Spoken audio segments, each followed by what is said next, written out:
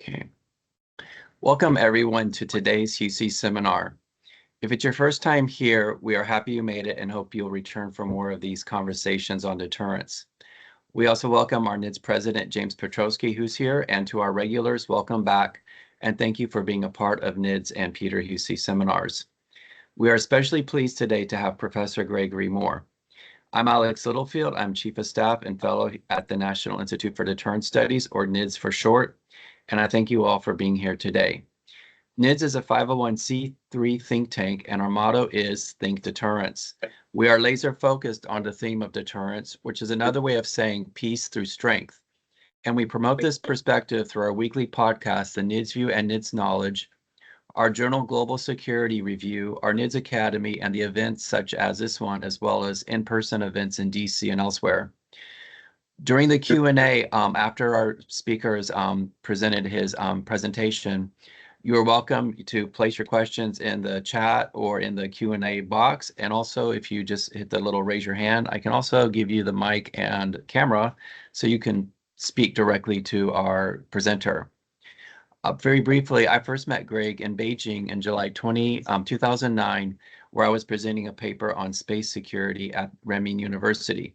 6 years later, Dr. Moore, he became my line manager at the University of Nottingham in Ningbo, China, from 2015 to 2017. Now, Peter Huessy will introduce our speaker in more detail. Thank you very much, Alex, and I want to welcome Greg Moore. Thank you, sir, for coming on and talking with us.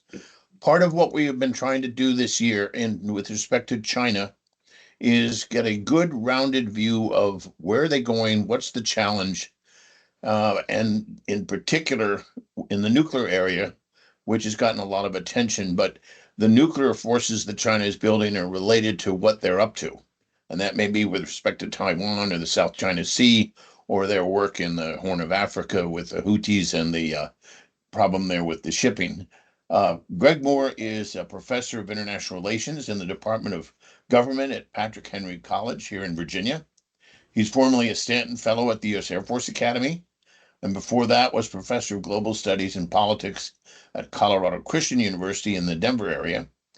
Previous to these positions, he was head of the School of International Studies at the University of Nottingham in Ningbo, China. His research interests include international relations theory, Chinese foreign policy, U.S. foreign policy, Sino-American relations, and East Asian security, foreign policy analysis, and the North Korean nuclear problems.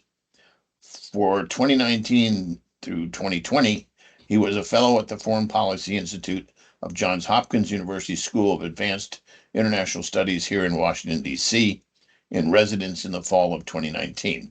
He's a member of the National Committee on United States-China Relations, and on behalf of NIDS, I want to welcome you, Professor. Thank you for coming to talk to us, and over to you, sir. Thank you very much. It's a pleasure to join you today, and I am going to attempt to share my share my screen with you, and just bear with me for a second. There we go. All right. Okay, everybody can see that okay? Yes. All right, good. All right.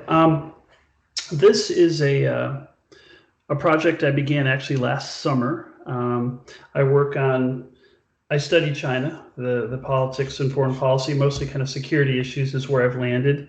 And as I was reading last summer about the Taiwan issue and the possible imminent invasion thereof, it literally began to keep me up at night. And I began to think, what kind of metrics could we look at as we think about the possibility that China could invade Taiwan?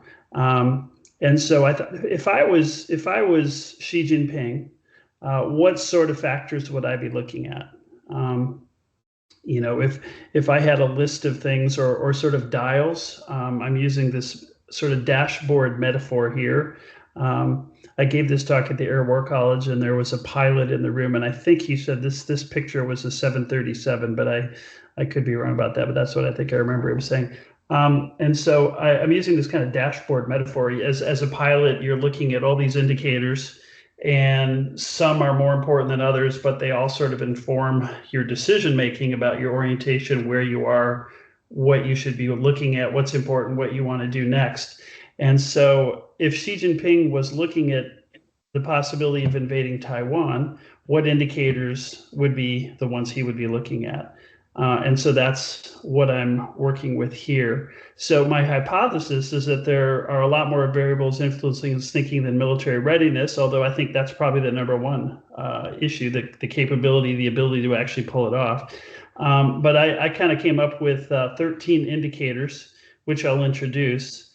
And 11 of those 13 indicators tell me that if you're thinking about going now versus waiting even 3 years, things would be worse 3 years from now than they are now.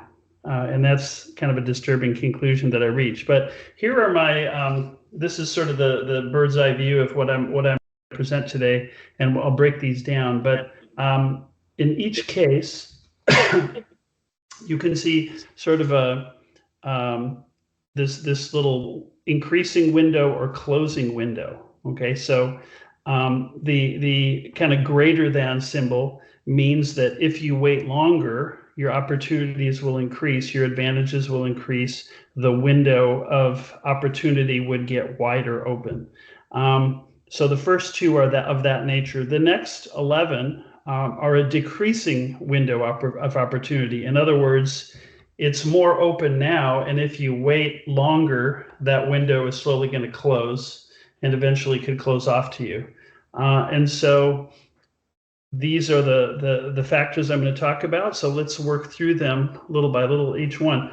The first one, and the one that normally we would start with, if you're somebody like Xi Jinping and you're thinking about making a move on Taiwan, military preparedness will be the first thing you've got to think about. Could we actually do it? If we can't do it, then talking about doing it is kind of a waste of time. And so there's a lot of changes in China's capabilities. Actually, China has some very impressive capabilities that I think a lot of folks are not aware of, that make the plausibility of making a move on Taiwan better than one might think based on the equipment at hand. It is a daunting task, a Normandy kind of invasion, 90 miles of water between Fujian province on the mainland and Taiwan. And the US experts that look at this tend to conclude that the PLA, People's Liberation Army, is not ready to do it. The Chinese experts and the open source material also say the People's Liberation Army is not ready. But then again, if I was Xi Jinping and I was thinking I'm going to do this next year, I would guide all my PLA folks to be saying exactly that, oh no, we're not ready, sort of like China's been saying for several decades. It's a peaceful rise. That's our policy. If I was planning to invade all my neighbors, I would, of course, say we're going to have a peaceful rise, because that's kind of going to lead my potential adversaries astray. And that would be kind of a misdirection, misinformation. So I don't know how seriously we can take that. Someone might be wondering at this start of my presentation why China would even do this. And I will talk about sort of a constant, sort of at the end of my presentation, there's a constant that China's committed to getting Taiwan back. I take that as a constant, unwavering commitment, and we'll talk a little bit about that. I start with that assumption, and I think anybody who knows this situation would share that with me, but I will address that a little bit later. Another question here is about China's economy. So the Chinese economy is struggling, and so China's economic growth in 2023 was 5.2%, according to China's own statistics. That's a little high, probably, but it is lower than historical numbers. It's better than the COVID years. One of the key indicators is housing market has gone way down and has been really in trouble. And then European de-risking and US decoupling with the Ukraine war and China's support of Russia has put China in a rough position, and China's been under sanctions, and China's sort of state corporate sort of mercantilism as a policy of economic statecraft has put China really on the defensive. So the Chinese economy is struggling. So The question here would be, there's two different schools of thought here. I put this one down as a growing window of opportunity as China's economy recovers. I guess my assumption would be, in general, when you have a strong economy, you're more able to undertake the kind of operation that invading Taiwan would be.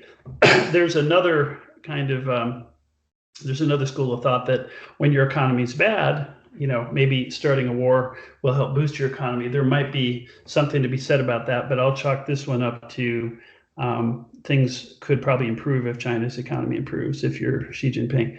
Now, here's the next indicators. The next 11 are indicators that suggest to me that the longer you wait, the worse it's going to get. And to me, a really important one is Taiwan people's identity. How do they see themselves? And generally, the data shows us that people's identity in Taiwan is drifting away. The longer you wait, the less identification the people in Taiwan are going to have with Chineseness, being Chinese, being part of the mainland. Here's that slide blown up. This is a survey from National Chengchi University in Taiwan that is done every year, and you can see the green across the top is people who say they are Taiwanren, they are Taiwanese. The pink one says Do Shi, both Taiwanese and Chinese. The blue is I'm Zhongguoren, which just by definition, it's a little bit different than saying Huaren in Chinese. It says Zhongguoren means identifying with the state of China, which maybe is not the best way to frame that. And then the black is non-response. So as you can see from 92 until 22, the blue, being Chinese, has gone way down. It used to be a quarter, and now it's 2.7% of the respondents say they are Chinese. The number of people saying they're Taiwanese has gone up from 17.6% in 1992 to 61% in 22.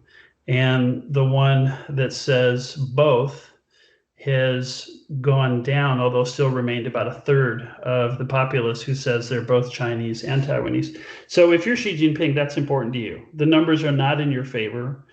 And the longer you wait, things are not going to improve. It's probably going to get worse in terms of people wanting to join you, saying, hey, I'm Chinese, let's join the mainland. Another one here is demographic decline. And I have a friend that I know named Mark Haas, who's actually writing a book that's coming out with Oxford Press soon called The Geriatric Peace, Population Aging and the Decline of War. And his hypothesis is here in red. Because of high life expectancies and extraordinarily low fertility levels, China is aging faster and to a deeper extent than any other great power and possibly any country in history. Aging significantly reduces states' capacity to aggress. If you don't have, I guess my thinking would be if they invade Taiwan, it's not just going to be a small, short, sweet regional conflict between them and Taiwan. It's going to potentially be World War III because the U.S. will be involved. I believe Japan would be involved. Japan and the Philippines recently just had an agreement. It could bring in the Philippines, could bring in South Korea. It could bring in NATO if China attacks Guam. NATO kicks in. Article 5 says, okay, well, U.S. territory was attacked, so NATO's involved. It could become a very large conflagration, and China needs to have the soldiers, the capacity. So right now, I don't think that's an issue, but if you wait 3 years from now, it's probably not going to be much different. If you're talking 10 years from now, this demographic decline could really kick in and limit some of China's options. So that's another factor that I bring in here. The next two I'll kind of put together, the importance of Taiwan's semiconductor industry and the growing importance of of the semiconductor industry to China in its own production. So Taiwan is the #1 producer of semiconductors and the overwhelmingly dominant producer of advanced semiconductors. So the quote here says Taiwan produces over 60% of the world's semiconductors and over 90% of the most advanced ones. Most are manufactured by a single company, Taiwan Semiconductor Manufacturing Corporation. So my hypothesis here is this could create a strong motivation for Xi to capture Taiwan and this industry sooner rather than later. If Taiwan right now, Taiwan has basically completed a fab in Arizona. They're doing another one in Germany. I think there's another one coming online in Japan. Waiting 5 years from now, Taiwan will be less vulnerable in this respect. This industry will be less vulnerable because it will be diversified geographically into other parts of the world. If China grabs it right now, it's mostly just still based at that one fab, that one facility in Taiwan, and China could put a stranglehold on semiconductors the way it is doing in rare earths right now very successfully. And the second little bullet point there is that China, as it's becoming, it's been under sanction. It's on this entity list where a lot of advanced technology is being denied it right now by the United States and increasingly by Europe and other countries as well. So China is getting more isolated, and over time, this could have an increasingly negative, deleterious effect on China's economy. So nipping this in the bud now, that might be said to give China some advantages economically to be able to capture some of this. There's a lot of arguments. Air War College, buddy of mine, wrote an argument called the broken nest argument that he and his co-author are basically saying, Taiwan should pledge to just blow up this factory and tell China straight up, if you invade, we're going to blow it up. So we're going to deny your ability to capture this thing intact so that it would be of any use to you. I don't think that's a very popular hypothesis or argument in Taiwan or in the US, but that's one thing that's been floated. I don't think that will be one that will win the day in either country. The gauges on Xi's Taiwan dashboard would also have to look at these two factors: growing U.S. commitment to Taiwan and U.S. commitment to the ROC, which has yet to include exercises. We do have President Biden in 2022 saying, I think 3 times, he said the U.S. has a commitment to defend Taiwan, just period. Now, we don't have an alliance with Taiwan. We don't have a formal defense arrangement with Taiwan or military interoperability or anything like that. But we do have the Taiwan Relations Act, which we're committed by law to provide Taiwan with the supplies it needs to defend itself. And so the picture at the bottom is trying to capture something that I think is important. We have a president who says we're committed to it, but I'm concerned that what we say and what we've done do not match up. And I guess my thinking is, if you're going to be committed to defend Taiwan, then do what you needed to do, which is like what we have with the Republic of Korea. You have team spirit, you have these annual exercises. The picture at the bottom there shows a naval exercise between US and ROK military Navy vessels there. On the other hand, with the US and the ROC, Republic of China, Taiwan, as I depict there with the empty water, there's nothing going on that could be comparable to the US ROK military exercises. And to me, that's a concern. If we're not going to defend Taiwan, fine, that's an option. That's what we've prepared for, frankly, in many respects. But if we are saying that we're going to defend Taiwan, I really think we need to ramp up our cooperation, interoperability, so that if China does move on Taiwan, we're in a position to help Taiwan. I know there's a lot of DoD people quietly over in the ROC right now, but I worry that that's not really enough. So if you're Xi Jinping, the longer you wait, the more time the US and Taiwan have to sort of build up their interoperability to prepare. If you go right now, there's not a whole lot going on where the US could get over to help Taiwan in a really quick fashion. And that's a good thing for Xi right now, but I don't think that's going to last. The next two here are really important ones, I think, from my perspective. I don't really have these in any particular order. If I was going to rank these, I would put this one a little higher towards the top of the list in terms of what I think Xi Jinping would have to look at. And that is, right now, China has an advantage as it regards ship killer hypersonic weapons. And the U.S., the second one there, the U.S. is working hard to field hypersonic weapons and has now had, I think Lockheed Martin had a successful test recently, but we haven't fielded hypersonic weapons, and we don't have countermeasures, whether it's Patriots or the National Missile Defense System or any other thing that's fast enough and agile enough to reliably take down hypersonic weapons. So if China decides to sink an aircraft carrier or to take out Guam or whatever it might want to do, they have an advantage right now because we're behind on hypersonic weapons and we're behind on fielding countermeasures to hypersonic weapons. I will make a note there that it does appear that we got lucky, or our Ukrainian partners got lucky using fielding a Patriot battery in Ukraine that did take down 1 to 4. There's different descriptions of what happened there. Kinzhal missiles, the Russian hypersonic cruise missiles. The General Ryder has on the record said we can confirm that did happen. So I'm not convinced that that is a very reliable way to do it, but it appears that it has worked. And then the Navy's fielding an Aegis SBT, which is being marketed as able to take out hypersonic, incoming hypersonic weapons.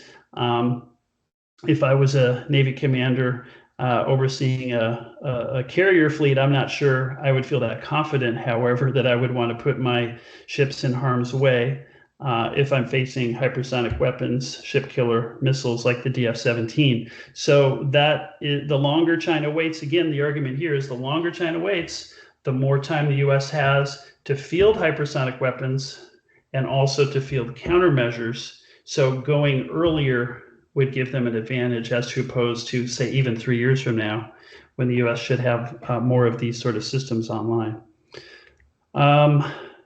The state of relations with the US, my argument would be when the state of relations between China and the US are bad, it lowers the bar, it lowers the cost to go into war. And I think China assumes that if they invade Taiwan, it's going to mean a conflict with the US. I think their game plan would be to do it so fast that the US really wouldn't have a time to respond. And I'm not sure that's a good game plan because I don't think it's going to be that easy, but I think that is their game plan. I don't think China's looking for a conflict with the US, but they want Taiwan. And they understand that that probably does mean a conflict with the US. So when relations are bad as they are now, it means there's a lower cost to going to war. If relations are good and we have deep economic interdependence and deep reliance of China on US technology and all that sort of thing, it makes it harder for China to threaten those things to get Taiwan back. But right now you've got a trade war, you've got, China's on the entity list, is getting blocked from all this US technology. And this seems to be increasing as European countries increasingly, we saw at the NATO summit, NATO is openly, pointing a finger at China and saying, you're helping Russia. We think that's really a bad thing. Things are not going in China's direction and could get worse, it seems to me. And we have an election this fall. It's really hard to say which way that will go, but I don't think either presidential candidate on the Democratic side, we don't know if it will be Biden right now, but the mood in Washington is very hawkish, so I don't really see that getting much better. So it means my take on it is it means there's a lower bar to launching something like this for China. There'd be a lower cost. And then Xi's view of U.S. intentions towards China is very hawkish right now. I have another project on the concept containment. And for the first time that I've found in March of 2023 at one of the Lianhui meetings, these big meetings in Beijing last year, Xi Jinping himself used the word containment. He says the US is containing China. Some of the wolf warrior diplomats and others in China have used the word containment, but now we have Xi Jinping himself saying the US is containing China. And that means that his own view of the US is that the US is very hostile. So it means there's less, in my perspective here, there's less reason for him to be so cautious when he already believes the US has really bad intentions toward China. the Taiwan election.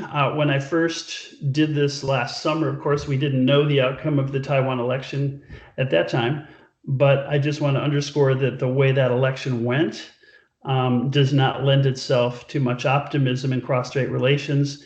The party, the candidate that China most did not want to win is in fact the party and the candidate that won, Lai Ching-te, of the Democratic Progressive Party, who historically that party has independence as a part of their platform. For the 2 terms under President Tsai Ing-wen of that party, they have sort of quietly moved away from that independence position, but that is historically their position. And so the fact that they won means that things probably will not be improving in the near term between Taiwan and the mainland. If the KMT candidate, the Nationalist Party, if they'd won, things might have gotten a little better. Tensions might have reduced a bit. But now that we know the DPP won, that doesn't seem very likely. And in fact, within 3 days of President Lai's inauguration, the Taiwanese president, China conducted large-scale military exercises to let everybody know they were not happy with the outcome. So as I'm moving towards wrapping this up here, so there's other factors that point to a more near-term go. And the first one is kind of a constant that I was alluding to at the beginning of my presentation, a sacred commitment. I'll talk about each of these here, so let me just move into them. I have a study that I did called The Power of Sacred Commitments, and what I did is I did interviews of 30 leading Chinese thinkers in China's security and foreign policy, and I asked the question, why are you so fixated, obsessed with Taiwan? I mean, why is China, not you, but why is China, a realist, realpolitik sort of calculus might suggest that going to war with the largest, most powerful country in the world over this little island, it doesn't seem to be really worth it. A realpolitik, to me, the realpolitik sort of perspective doesn't really explain why China is so fixated on Taiwan. And so I asked them, why do you think why is Taiwan so important to China? And I came up with a term that nobody actually used themselves, sacred commitments, but it's based on that concept was based on all the stuff they said. They used this word sacred, 神圣的 in Chinese, a lot. We have a sacred duty. We have a sacred obligation. Taiwan is sacred territory. Whether it was my interlocutors, the one I talked to, or whether it was official policy statements, this word sacred comes in, which is a very odd word. When you think of sacred, you usually think of religion or some kind of a deep, something much more deep than just, we'd like to get that back, but there's a lot of benefits. Something sacred is much deeper than that. And I think that's the way that we as Westerners looking at this situation, I think it's the best way to understand it. So I defined a sacred commitment, China's commitment to getting Taiwan back as I quote here, a basket of emotional, nationalistic, historical, and almost spiritual notions held by many in China about the sacredness of territorial integrity and the commitment of the founders and revolutionaries of modern China to the reunification of the motherland, which includes Taiwan. There's this Chinese concept called Da Yi Tong, or sort of this great harmony that views Chinese history in such a way that is to say that as long as China is united, it's a great country.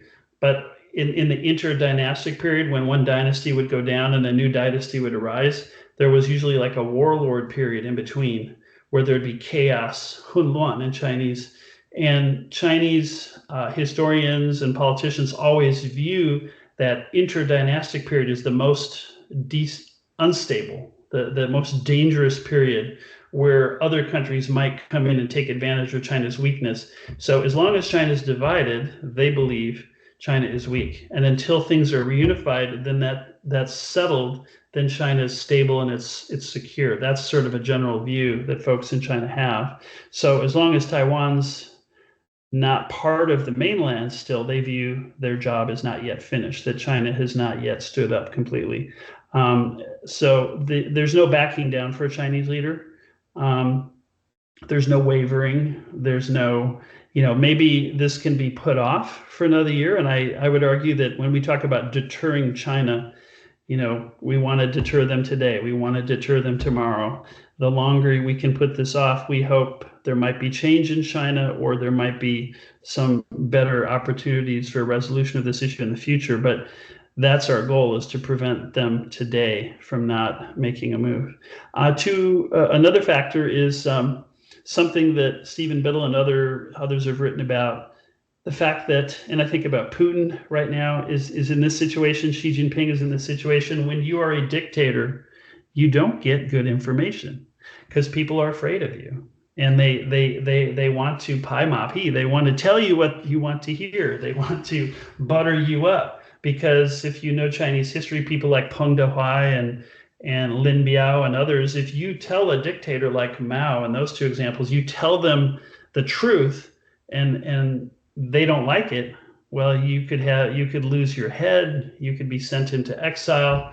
So as a dictator, that's always a bind that you have. You don't, people are not free to say what they think. People are not free to give you, thinking outside the box. And so when Xi Jinping asks the PLA guys, hey, are we ready? If they know he wants them to say yes, it's really hard to say, well, sir, with all due respect, it's a disaster down here. You really should come down here and see. You don't want to go anytime soon because these guys are not ready.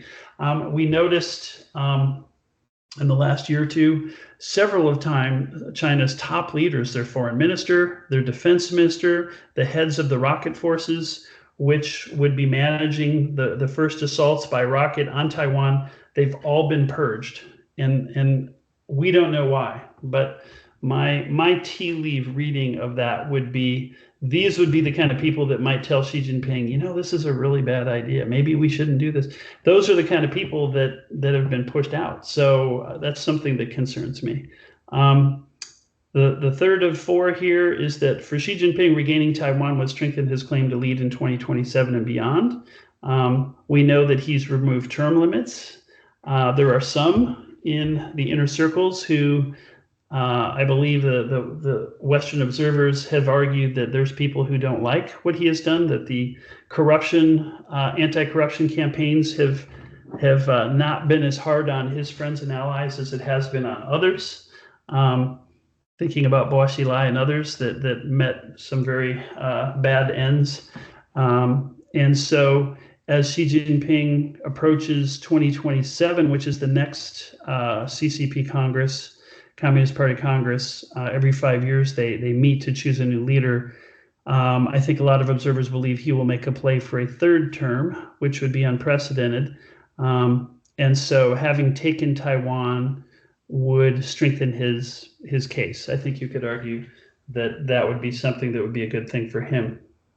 And then finally, US CIA Director Williams Burns is on record as having said that the US knew as a matter of intelligence that Xi Jinping has ordered his military to be ready to conduct an invasion of self-governed Taiwan by 2027. And I take that at face value. And so, interesting question, why 2027? That is the year that, as I just said, Xi Jinping would be making a play to stay on for a third term. That's not long. That's not long. And so I think that we have to take that number seriously. It doesn't mean they're going to go by 2027, but he said that for a reason, and that's something that I would put on my list of factors, things that make me go, And so, so to sum up, again, I have 13 indicators here. 2 of them suggest that waiting 3 to 5 years would be advantageous if you're going to invade Taiwan. But 11 of 13 suggest that if you wait 3 to 5 years, it's going to be worse for you than it is now or in the next year or two. And then these 4 other factors, sacred commitments, the problems of getting good advice for a dictator, Xi Jinping's need to strengthen his position by 2027, that Taiwan might help him in that regard. And then finally, that he himself said they should be ready to take Taiwan by 2027. So I will stop there, and I'm happy to take questions. Gee, thank you, Greg, very much.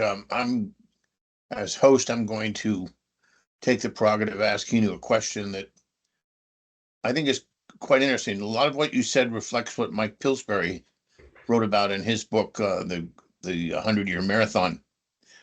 To what extent does Taiwan remind the Chinese Communist Party leaders that they are illegitimate in terms of Taiwan has a democratic parliamentary system where people are chosen openly and fairly, and the Chinese Communist Party knows that there are no real elections in China. To what extent is that what plays into the very emotional way in which China, the mainland, the Communist Party talks about Taiwan? I think that's definitely part of it. I wouldn't reduce it to that though. Like I said, there's this sacred commitment, this idea Right. that there's an existentialness to Taiwan, that they view that as a part of the mainland. But I think that's definitely part of it though, because I think Xi Jinping looks over at Taiwan. He sees the entrepreneurial dynamism. TSMC, the semiconductor company, the biggest in the world, 90% of the advanced, like 3 to 5 nanometer chips are made there. They're Chinese. The mainland leadership, they're kind of proud about that. It's Chinese people doing this, but it must bug them that it's not our Chinese people. It's the Taiwanese doing this, and I don't think it's escaped their attention that Nvidia, the new AI chip, one of the most successful companies right now on the stock market, is also run by a Taiwanese American. And so that sort of stuff bugs them. And they see the success of Taiwan, the open discourse, the freewheeling politics and the campaigns and all that kind of stuff. The success of Taiwan democracy is an existential threat to Xi Jinping and the Communist Party of China because it makes them look bad. I mean, to get Taiwan to take it over, to remove that thorn, I think certainly it must be part of their calculus. Interesting. And we have a question here from our Vice President, Adam Lother, and he has the camera and the mic if he's ready. Hey, Greg, thanks for a great presentation. Really enjoyed it. Very informative. So let me ask a question, sort of Taiwanese history. So as I read Taiwanese history, there's historically Taiwan has been, an island of Europeans, of outcast Hakka, of Aboriginals, of pirates, of the Japanese, but it's never really been. I think the first emperor, the first Manchu emperor, he makes this whole statement about how, we don't want Taiwan. It's a terrible place with bad people. And so I guess my question is there a real belief that Taiwan is this central part of China and that it has all these historical ties? Because as I read its history, it doesn't. Yeah, I think as an observer of that history with no horse in that race, we would look at that and probably reach conclusions like what you're saying there. But from the mainland, of course, where I have another piece that's being floated around that now, where I'm making the case using Hannah Arendt and Saixia and some others that China should be called totalitarian. That's not a flippant use of that term, that it's actually sort of a technical truism now that we should reconsider. Maybe we should use that word carefully. And my argument there would be that they control the brainwashing. Actually, Mao invented that term. We forget that sometimes. Just like Big Kahuna is a Hawaiian word, brainwashing was created by Mao to talk about how he was going to shape the new socialist man and woman in China. And so they can shape people's thinking. And so whatever the public believes in China has been constructed carefully by the Communist Party over the last decades. But clearly public opinion would view Taiwan as, and I would argue they sincerely believe this, whether it was constructed by propaganda or however you get there. This is what people believe in China, that before 1895, it was Chinese. And from 1895 is when the Japanese and the Chinese went to war. China lost, and Japan took as its spoils Taiwan. And so Japan controlled Taiwan from 1895 until the end of the war. In 1945, they controlled Taiwan. And so China, the mainland, really only controlled Taiwan, in the last 100+ years, was only from 1945 until about 48, 49, when the Civil War took the Nationalist Party. They went to Taiwan as a way of escaping their losses in the mainland. And so really 4 years is that the mainland has controlled the island, but still they view that historically is theirs. And the Cairo and the Potsdam declarations at the end of World War II, that was also the consensus of the leaders, Churchill, Roosevelt, Truman later, Stalin. They all agreed that Taiwan should go back to China. So historically, I think China has a fair claim to make, but it's totally done in disregard to the will of the Taiwanese people, who, I don't think anybody alive really, unless they were born before 1895, remembers that period when, the island was unquestionably associated with the mainland. And so we have two different constructions of that history in the mainland and in China, and they have different conclusions. We have a question here too from Tong Zhao. I don't know if he would like to ask you directly. Sure.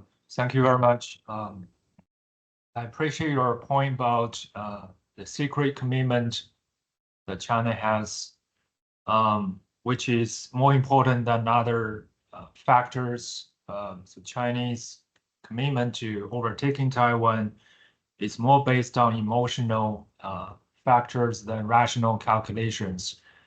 But on that point, I wonder, because it looks to me that the best countermeasure against sacred commitment is the general public's concern about their actual interests being negatively affected by a war over Taiwan, especially when the economy is not doing well. People are already struggling to protect their economic interests.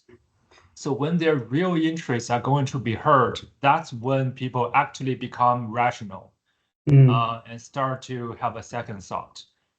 I wonder if the trend of the economy continues, if the demographic trend also continues, would the general public become less committed to the sacred cause when they become more concerned about their actual interests? And also, given time, the Chinese society is still being gradually modernized.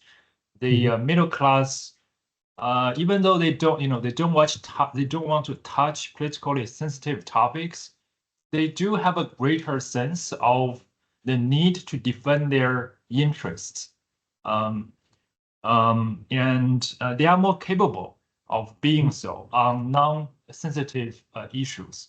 And more people, when they read more and become more educated, generally speaking, they become more enlightened as well and start to reflect. And also they watch the Chinese system becomes more authoritarian. And they don't like it. Me, myself, was a little pink a few years ago, very nationalistic. But now I think I had totally different perception about the Chinese system. So do you think over time these trends would actually work very effectively against the traditional sacred commitment? Yeah. Thank you. I agree with where you end there. I think over time, that's why I think the U.S. role should be to deter China from invading Taiwan. I just think that would be a disaster for everybody. And so I think the U.S. I'm going to go into policy real quick here. I think the U.S. also has to deter Taiwan from declaring independence. The status quo has worked. It's kind of an awkward status quo, but it's successfully avoided war, since the late 50s, I guess. But since we had more of a confrontation with the mainland over Taiwan, but and I think that's how we should play it. But I think you're right. Over time, I think I guess the question is the power of propaganda in the mainland. I mean, as long as what they're seeing in the news is stuff that is the party's view, the party has a really incredible ability to shape public opinion in China. I think. I guess in the long run, though, I think you're right that in the long run, I think a more rational view of the Chinese people and in Taiwan as well, as far as the possibility of working some kind of a modus vivendi, some kind of an agreement between the mainland and the Taiwan. I think over time that possibility is there, but I think before COVID, one argument I would make, kind of like where you started, why would China want to invade Taiwan when China is so interdependent with Taiwan, and China has so much investment in Taiwan, and for all intents and purposes is the dominant economic force in Taiwan without invading. So you get all the benefits, not all, but you get a lot of the benefits of economic interdependence without the liabilities financially of having to subsidize and support the Taiwan economy and infrastructure and all that kind of stuff. And 300,000 Taiwan business people in Shanghai and places like that bringing their investments. It's actually a pretty opportune, pretty advantageous thing for the mainland from an economic perspective already. So why would you upset that apple cart for just the symbolism of getting it back? And that's from a realpolitik perspective, that doesn't really make sense. The sacred commitment thing is what really explains that. It's kind of irrational, or at least irrational. But again, there's that view of history that's been inculcated and manufactured, and based on some true things historically, that is the dominant view. So I think in the near term that's the dominant perspective. But I think in the long run there's a possibility that I'm still optimistic if deterrence works and mainland China does not try to invade. I think down the road we still have a possibility to work this out peacefully, and that's all what we hope for.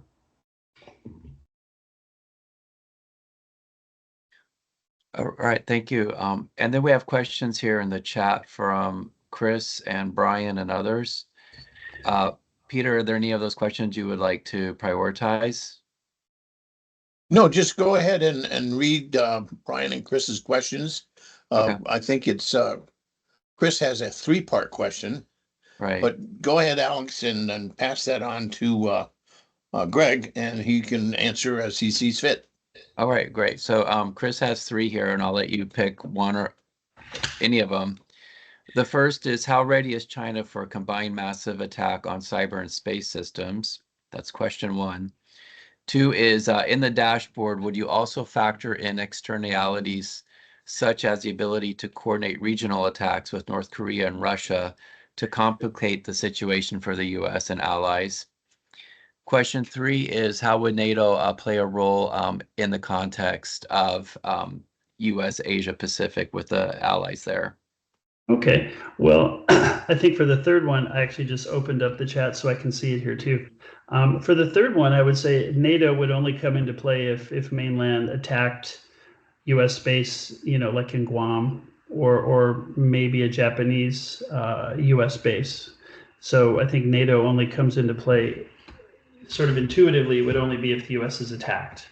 But that's possible since Guam is within the range of Chinese missiles, and I don't foresee China attacking the U.S. mainland, but certainly Guam or one of the U.S. bases in Japan is a possibility, or the Philippines. So NATO could come in. It's interesting. The second one, externalities. To my mind, it doesn't rise to the top of those lists. That's why I didn't include it. But I've actually thought about this. And this has just been coming out in the last few days because of Putin's, visits to North Korea and lots of head-to-head meetings between Putin and leaders in other parts of the world that are on the naughty list, on Santa's naughty list. So I've thought about this, and I haven't written about it, but I've thought maybe a little short national interest piece or something might be interesting just to be provocative. If you were really wanted to be provocative, if you're Putin or Xi or Kim, a coordinated move where on the same day, Putin expands the invasion of Ukraine, or goes into the Baltics. That would be harder to envision because those are NATO countries. But if Putin renews an attack in Ukraine, North Korea attacks South Korea, and China invades Taiwan all on the same day. And then the three of them say, hey, good luck, America. Good luck defending all three places at the same time. That would be a pretty scary thing to think about from our perspective. But I think it's something that we do have to think about given the increasing cooperation between those leaders. So the first question about China being ready for the massive attack, I think that's their game plan is cyber and space attacks, cyber in particular. But the thing that worries about me is if you remember the old air-sea battle document that came out, I think in 2012, and now it's called, I forget what it's called, joint. So it's a different name now, much longer and harder to remember. But if you're China and you want to make sure the U.S. stays out, or in a way you're ensuring they come in, but if you want to win and you want to sort of disable the American ability to intervene, you could start by a space attack. You could try to blind American systems. You could start with a cyber attack to try to blind America's key advantage, which is technology and space in the region, to blind them in the region. And that's a possibility that we have to consider. And I know the DoD has taken that seriously. But I assume that would be, combined attack on cyber and space systems would be something that China would have to seriously think about doing. I take for granted that they would do cyber attacks on Taiwan and probably on the US, which is more deniable and less kinetic. I assume that that's where they would start, actually. Whether they would elevate that to space, by blinding, by disabling, by shooting down U.S. assets, that's a whole nother question and a much more dangerous step for them to take. And I think they would understand that, but it's also a possibility. So I answered. Yeah. For that first question, there could also be another way to read it is how prepared is China to receive those attacks besides just to inflict those attacks?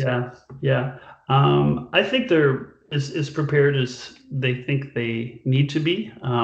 I think the U.S. is a formidable power when it comes to cyber and space, and so it's a known unknown, I guess I would say, to channel the old Donald Rumsfeld. I think they are pretty formidable at cyber. It's kind of an asymmetric capability for them. They've got lots of manpower, net nannies, laborers, PLA soldiers who can sit at computers all day long, and they've proven very adept at that. But I have no doubt that our capabilities are also formidable and probably more formidable in the long run. So we haven't seen this play out exactly the way this would. So it's really hard to speculate, but I think they understand that if they do this, that they're going to face an onslaught that's going to be more than kinetic, that it's going to be in these other domains as well.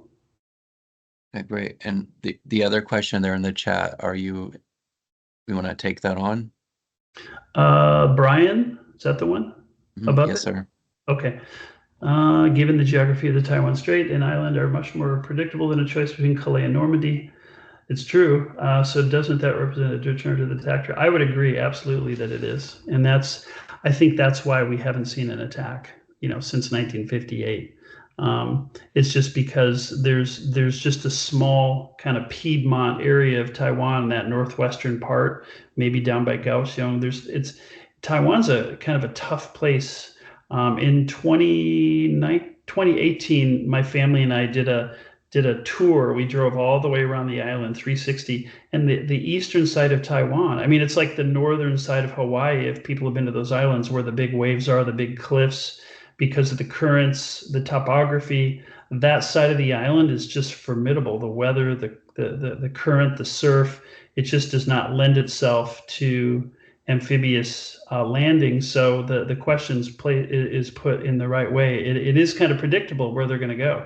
And so that's why I think their game plan will have to be to move very quickly. before much support can be brought to Taiwan. And so it's definitely a deterrent. And I think that's the main reason we haven't seen any action so far. Okay, thank you. And there was just one more from Brian at the bottom there on Mhm. the contingency to destroy the TSMC fab. Mm-hmm. Let's see, not built because I certainly have a certain sacred duty. It's interesting. Well, so I'll point you to, if you're not familiar with, it's Peter Harris and, oh, I'm forgetting the Air War College co-author.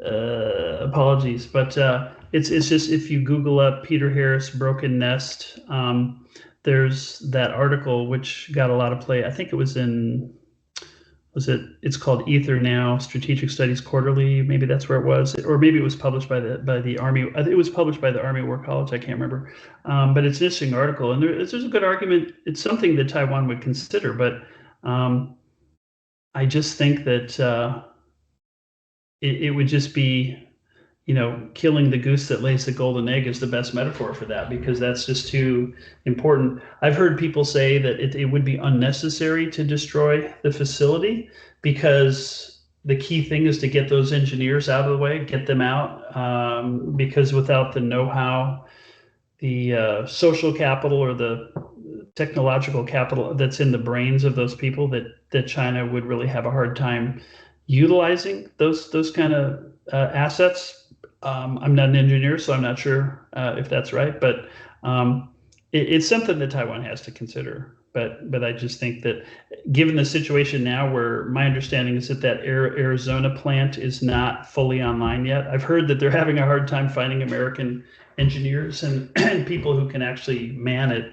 And until something else is online outside of Taiwan, I find it hard to believe that the Taiwanese would want to do that, or would be willing to do that. But that's hard to say. It's just something we can only speculate about. Okay, great. And over to you, Peter. Or I was going to ask a question that I get a lot from people on Capitol Hill, Mm-hmm. Greg, and that is, and you've addressed some of it, but I'd like maybe you could explore it a little bit more. Mm-hmm. Why would China risk destroying Taiwan's economy at the same time risking Shanghai? Or is it just a Navy base they lose? I mean, how do they think the United States would attack the mainland? Is it our counterforce capability is we go after their weapons, and we also go after their leadership? And the question is, does it stay conventional? Yeah. Because two nuclear armed powers have never been at war with each other. Right. So we don't have any history, and it's kind of a roll of the dice. Yeah. Which, in my view, helps deterrence. On the other hand, if the guy you're fighting is really reckless, who thinks they're imagining that, oh, we can win this, like if you read the North Korean rhetoric that comes out, they think they defeated the United States in the Korean War. Mm-hmm. And they can beat us. So my view is what the dear leader wants to hear. But again, as someone who lived in the country in South Korea for a couple of years going to school, I'm still, I mean, how reckless and how crazy they are. To me, that's what I get from both the isolationist right, but also the left that doesn't quite want to spend money on, why do we have to, deal with Taiwan? So it runs the political spectrum. How would you, you're advising the Secretary of State to give a speech, testimony on Capitol Hill, Foreign Relations Committee, or Armed Services, and what does that person say? Yeah, that's a good question. It's hard to say. I think deterrence still works. I think, China does not want to see escalation, does not want to provoke the United States, because we have ways to deliver pain that are unprecedented in the world. And so they don't want to be in that situation. So, like I said earlier, I think their game plan would be to get in and get it done as fast as they could before the Marine Expeditionary Force or the Navy or anybody could get anything in to help Taiwan. I think that would be their game plan, is to try to keep the U.S. out. So I would expect they would not hit it depends, you could decide what is a rational actor. From a purely utilitarian perspective, you might say they should take out U.S. DoD satellites, or they should hit Guam and try to deter the U.S. from getting involved at all. To me, that would be like the Japanese bombing Pearl Harbor, waking the sleeping giant. That would be a really stupid thing to do. But again, I don't know what kind of intel Xi Jinping is getting, what kind of information he's getting from his generals, because he may not be getting good information because they're afraid of him. So to me, it depends how China plays it. If I was Xi Jinping and I wanted to do this, I would do everything I can not to bring the U.S. in. I wouldn't hit, Guam. I wouldn't hit Japan. I wouldn't hit U.S. assets in space, because I want to make it hard for the Americans to get involved. You're hoping maybe U.S. public opinion will say, this is not our fight, keep us out. That might be an option as long as you don't hit the U.S. But if you do, you can guarantee the U.S. is in. So I would say they would try to keep the U.S. out.